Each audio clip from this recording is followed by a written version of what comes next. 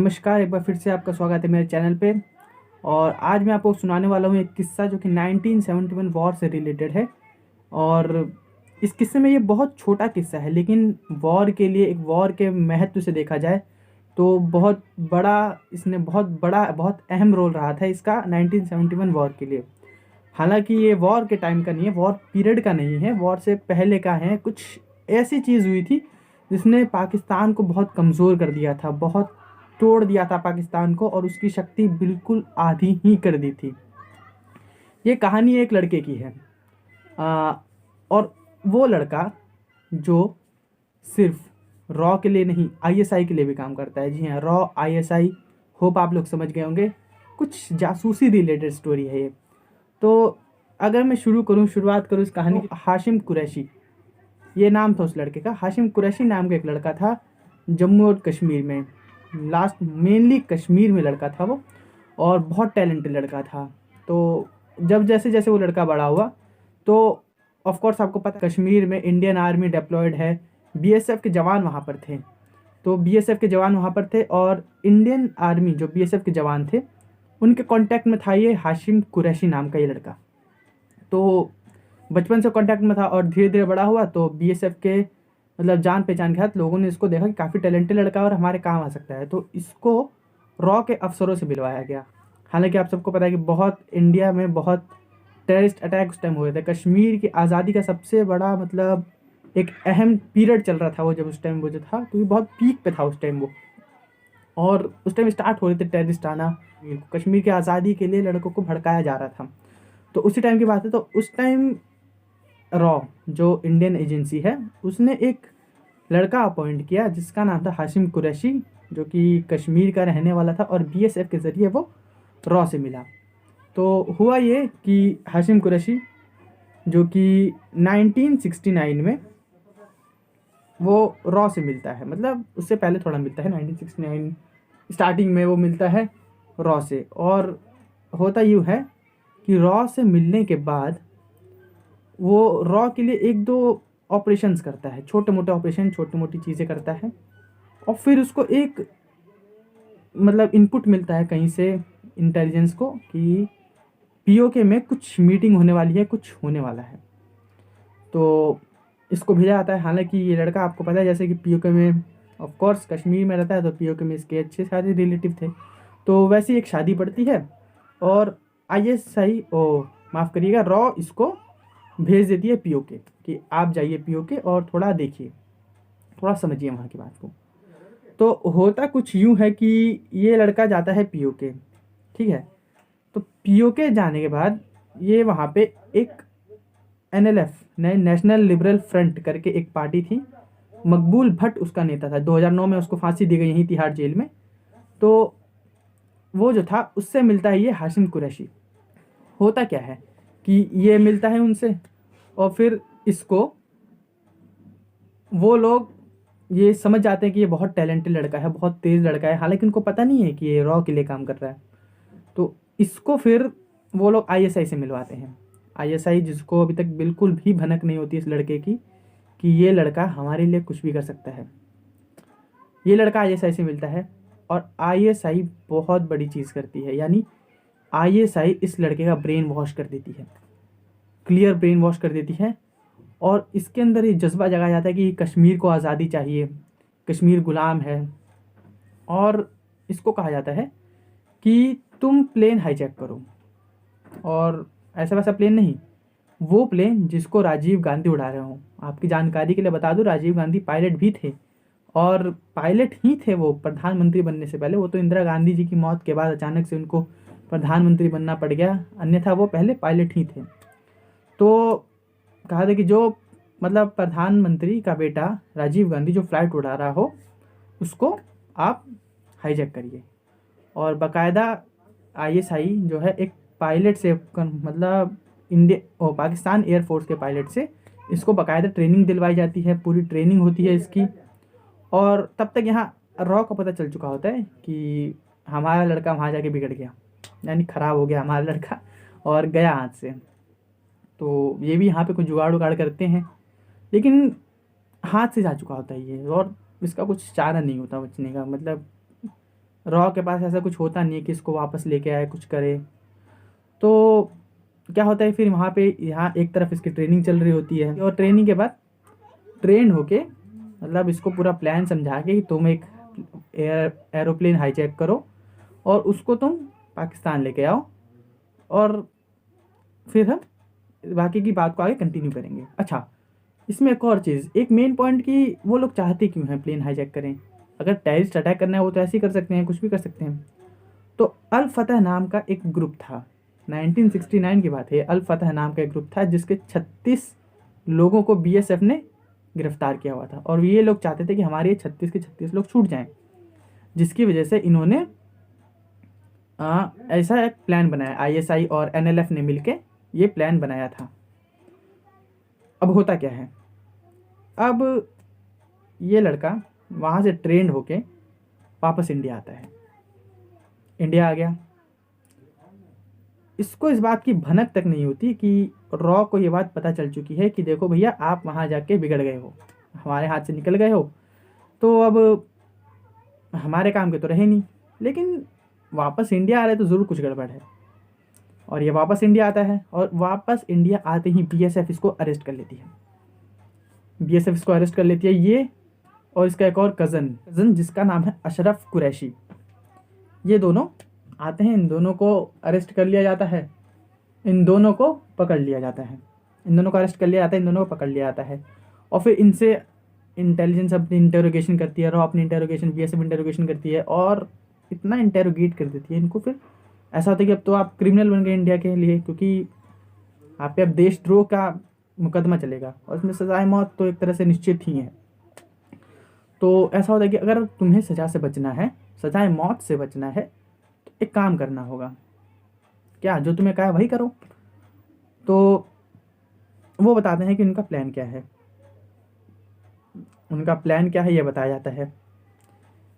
Raw जो है समझ जाती है, रॉ भी थोड़ा खेलने के मूड में होती है, तो रॉ एक प्लान बनाती है, और वो प्लान किस तरह से 1971 वॉर को एक तरह से कंट्रोल में ले लेता है इंडिया के, वो बताता हूँ, वो बताऊँगा मैं आगे। तो एक प्लान बनाया जाता है, कहा जाता है कि ठीक है हाईजैक करो, प्लेन हाईजैक करने के लिए बोला गया है, हाईजैक करो। तो एयर इंडिया के बेड़े में गंगा नाम का एक प्लेन था, एरोप्लेन था, जो कि डिकमीशन हो गया था, चलने लायक था लेकिन ऑफ कोर्स बहुत पुराना होने के कारण उसको बाहर कर दिया गया था। तो डिकमीशन हो गया था वो, उसको दोबारा रिन्यू किया गया, यानी उसको दोबारा कमीशन में लाया गया, उसको दोबारा रिपेयर किया गया, तैयार किया गया। गंगा नाम था इस प्लेन का, ध्यान रखिएगा। तो दोबारा तैयार किया गया, इसको तैयार किया गया, और तैयार करने के बाद इसको, और उसमें 30 पैसेंजर बैठाए गए, और ये फ़्लाइट बनाएगी श्रीनगर से जम्मू के लिए। सिक्योरिटी चेक उस टाइम कुछ खास थी नहीं, और इन दोनों को मैं क्या बताया था मैंने नाम, हाशिम कुरैशी और अशरफ कुरैशी को फिल्मों वाली बंदूकें और ग्रेनेड पकड़ा के भेज दिया जाता है एरोप्लेन में। एरोप्लेन श्रीनगर से उड़ता है, 30 जनवरी 1971 की बात है ये। एरोप्लेन श्रीनगर से उड़ता है, और उड़ान भरते ही एरोप्लेन हाईजैक हो गया एरोप्लेन। हालांकि रॉ को कोई फ़र्क नहीं पड़ना कि ठीक है हाईजैक हो गया, हमें तो पता ही है किसने किया है हाईजैक, हमें तो पता ही है क्यों हुआ है हाईजैक। आईएसआई और पाकिस्तान बहुत खुश हो जाते हैं, यस जो हमने बोला था वो हो गया, और बहुत सही तरीके से हो गया है सब। इंडियन एजेंसी को भी, इंडियन गवर्नमेंट को भी एक चीज़ ये पता होती है। तो वो लोग मांग करते हैं, ये जो दोनों भाई हैं, कज़न हैं, जो हाईजैकर्स हैं, ये लोग मांग करते हैं कि इसको लाहौर ले जाया जाए एरोप्लेन को। तो इंडियन गवर्नमेंट तो कुछ कर नहीं सकती, क्योंकि इसमें 30 पैसेंजर्स भी हैं। पाकिस्तान गवर्नमेंट खुशी खुशी उनको बुला लेती है, हाँ हाँ आप आ जाइए, आप लाहौर में अपना प्लेन उतार दीजिए। गौर फरमाइएगा इसमें एक बात, कोई भी देश दूसरे देश का हाईजैक हुआ प्लेन अपने देश की धरती पे, सरजमी पे उतारने की कोशिश नहीं करता। इसका कारण ये है कि ऐसा लगता है कि ये शायद हाईजैकिंग उसने करवाई है, उसी देश ने करवाई है, और रिश्ते बहुत ख़राब हो सकते हैं देशों के। लेकिन पाकिस्तान ऑफ कोर्स खुशी खुशी वो इनवाइट कर लेता है, और लाहौर में इस प्लेन को उतार दिया जाता है। अब होता क्या है यहाँ पे, देखिए रॉ क्या करती है। सबसे पहली चीज़ जो रॉ करती है वो करती है कि एरोप्लेन हाईजैक होते ही एयर करवा देती है। एयर मतलब ऑल इंडिया रेडियो पे ब्रॉडकास्ट करवा देती है कि गंगा नाम का प्लेन है एयर इंडिया का, जो कि श्रीनगर से जम्मू जा रहा था, वो हाईजैक हो चुका है। और जब वो लाहौर पे लैंड करता है तो ये भी एयर करवा देते हैं, ब्रॉडकास्ट करवा देते हैं कि वो जो प्लेन था वो लाहौर में उतारा जा चुका है। और वहाँ पे उन लोगों का मतलब स्वागत होता है खूब धूमधाम तरीके से, ठीक है। मतलब जो हाईजैकर्स हैं उनका खूब अच्छे से स्वागत किया, उनको एक हीरो माना जाता है पाकिस्तान में कि वाह इन्होंने क्या काम कर दिया इन्होंने, मतलब कश्मीर की तो आज़ादी इनको मिल ही गई, ऐसा लगता है कि। लेकिन ऑफ कोर्स रॉ का प्लान है, कुछ ट्विस्ट तो होगा ही। रॉ नेगोशिएट करता है और आश्वासन दिया जाता है कि ठीक है पूरे 30 के 30 यात्री जो हैं वो एकदम सही सुरक्षित निकाल लिए जाएंगे। अब देखिए जो वहाँ हाईजैक हुए थे, मुझे तो लगता है प्लेन में भी उनकी ऐश होगी। वहाँ से उतरने के बाद उनको वीआईपी ट्रीटमेंट दिया जाता है, एक 5 स्टार होटल में रखा जाता है, इनकी अच्छी सी देखभाल की जाती है और फिर बस के रास्ते उनको अमृतसर भेजा जाता है। अब कुछ डील तो हुई थी इनकी, शायद ये डील हुई कि आप यहाँ से 30 छोड़िए, हम यहाँ से 36 छोड़ते हैं, तो ये होता और उनको भेजा जाता है। अब होता क्या है, होता ये है कि वो लोग को भेजा जाता है अमृतसर और जो एरोप्लेन है, जो गंगा नाम का एरोप्लेन है, उसको जला दिया जाता है। ये दोनों टेररिस्ट हाईजैकर्स और जो वहाँ के टेररिस्ट ग्रुप है वो मिल के मतलब उस प्लेन को जला देते हैं। इसका फ़ायदा इंडिया उठा लेता है।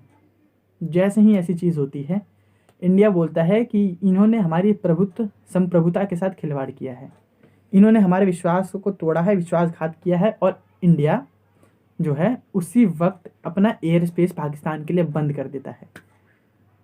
इंडिया अपना एयर स्पेस पाकिस्तान के लिए बंद कर दिया उसने। तो अब हुआ क्या, देखिए बांग्लादेश के ऊपर जाने के लिए पाकिस्तान को इंडिया के ऊपर से होके जाना पड़ता था, मजबूरी नहीं थी उनके पास, अल्टरनेट था, आप घूम के जाइए इंडिया के बॉर्डर के अलावा। लेकिन एक छोटा रास्ता पड़ रहा था ये कि मतलब इतना घूम के जाएंगे, इतना छोटे में हो जाए, ठीक है। लेकिन इंडिया ने अपनी एयर स्पेस कर दी बंद। अब देखिए अब इंडिया ने अपनी एयर स्पेस बंद कर दी, जिसकी वजह से पाकिस्तान जो है वो अपने साजो सामान, और उस टाइम बांग्लादेश के ऊपर बहुत अत्याचार चल रहा था, बांग्लादेश के ऊपर बहुत प्रॉब्लम्स चल रही थी, पाकिस्तान बहुत टॉर्चर कर रहा था उन पे, तो साजो सामान पाकिस्तान का बंद हो गया। क्योंकि हुआ यूं कि अब जो ये पाकिस्तान है अपना सामान, अपना एरोप्लेन इंडिया के ऊपर से नहीं ले जा सकता, तो जिसलिए वो अपने असला बारूद और अपने सोल्जर्स के लिए जो चीज़ें मुहैया कराते थे, जो भेजते थे एरोप्लेन से, अब वो एयर इंडिया के ऊपर से ना होके इंडिया से पूरा घूम के जाना पड़ता था। और इसका एक बहुत बड़ा फ़ायदा हुआ इंडिया को वॉर में। इंडिया को वॉर में क्या फ़ायदा हुआ कि पाकिस्तान जो है वो इतनी जल्दी हार नहीं मानता, लेकिन उसको ये मदद ना मिल पाने की वजह से, इसलिए लेट होने की वजह से, और वहाँ पे बांग्लादेश में सरेंडर करना पड़ गया इनको। और हारना तो था ही, ऑफ कोर्स पाकिस्तान को हारना था, इसमें कोई शक की बात नहीं, लेकिन ये वॉर जल्दी ख़त्म हो गई। और इस तरह से बहुत सारे सैनिक जो थे वो इंडिया के बच गए, और पाकिस्तान के भी बहुत सारे सैनिकों नहीं मरे, पाकिस्तान के भी बहुत सारे सैनिक नहीं मरे, सरेंडर कर दिया उन लोगों ने। और इंडिया के भी बहुत सारे सैनिक, बहुत सारी जान माल, बहुत कुछ बच गया।